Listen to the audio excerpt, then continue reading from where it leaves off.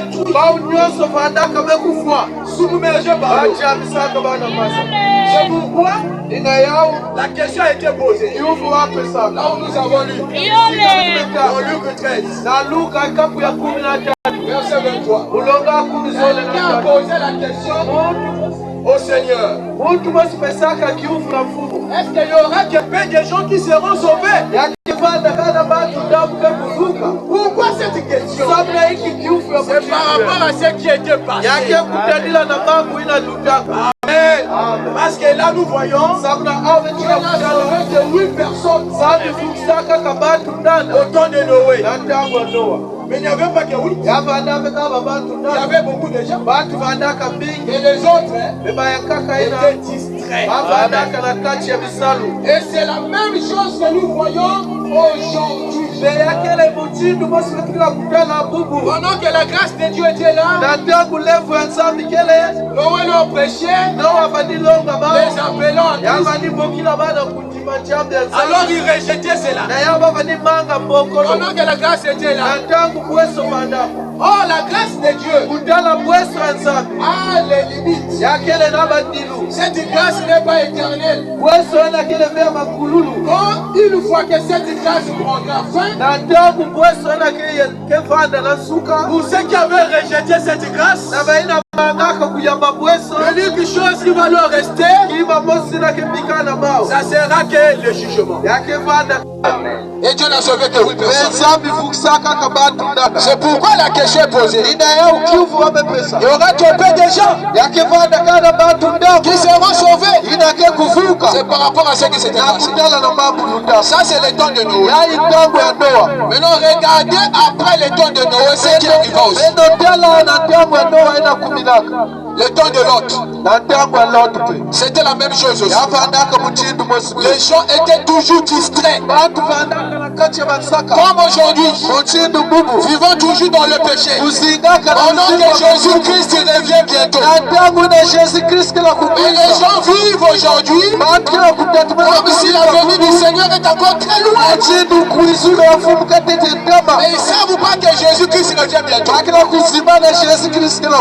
Et il vient pour prendre son épouse et aller au ciel. Parce qu'il nous a fait la promesse. D'après Jean 14, verset 1.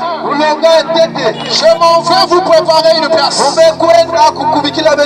que dans la maison de mon Père, il y a plusieurs demeures.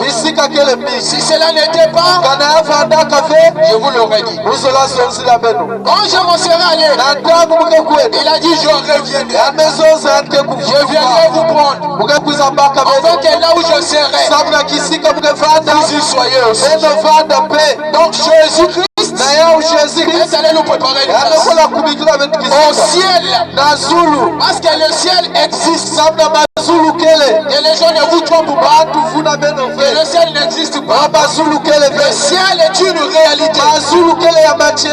Les gens vivent là-haut au ciel. Et ils ont une vie éternelle. Amen. C'est comme Jésus est allé nous préparer. Et il reviendra pour prendre ceux qui vont le servir.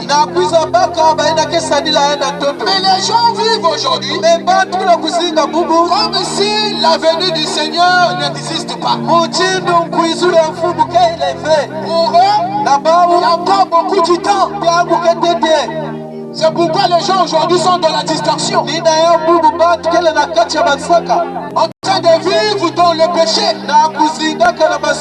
Comme au temps de Noé. Et vous avez vu le fait que les gens au temps de Noé, tous les jours leur pensée se penchait que vers le mal. C'est pourquoi Dieu a détruit cette époque-là.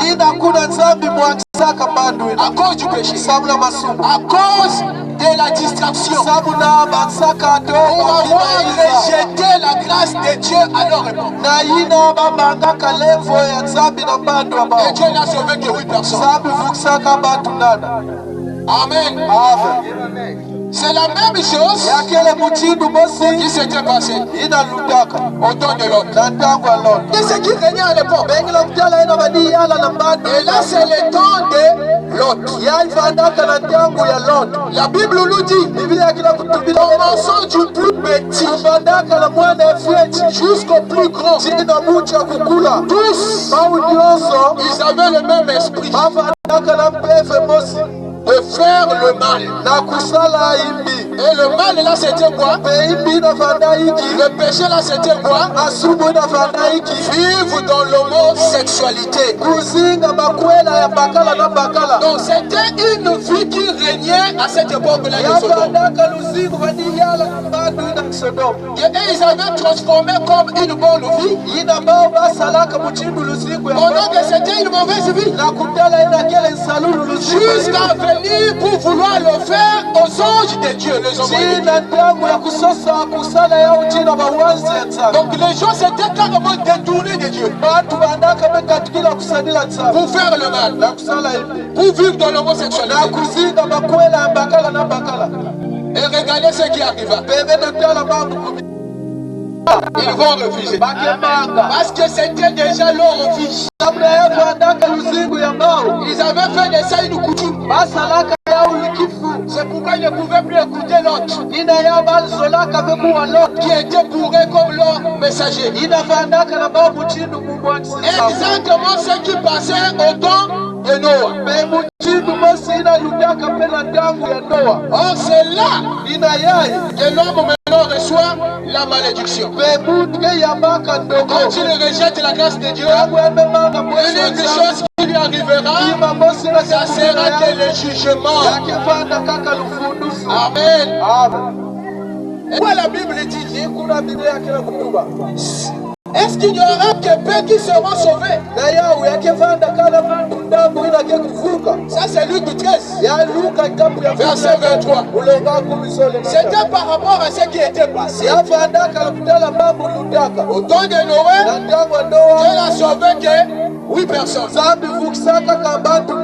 temps de l'autre, Dieu n'a sauvé que 3 personnes. Maintenant aujourd'hui, combien de gens seront-ils sauvés? C'est le Dieu qui connaît. Amen.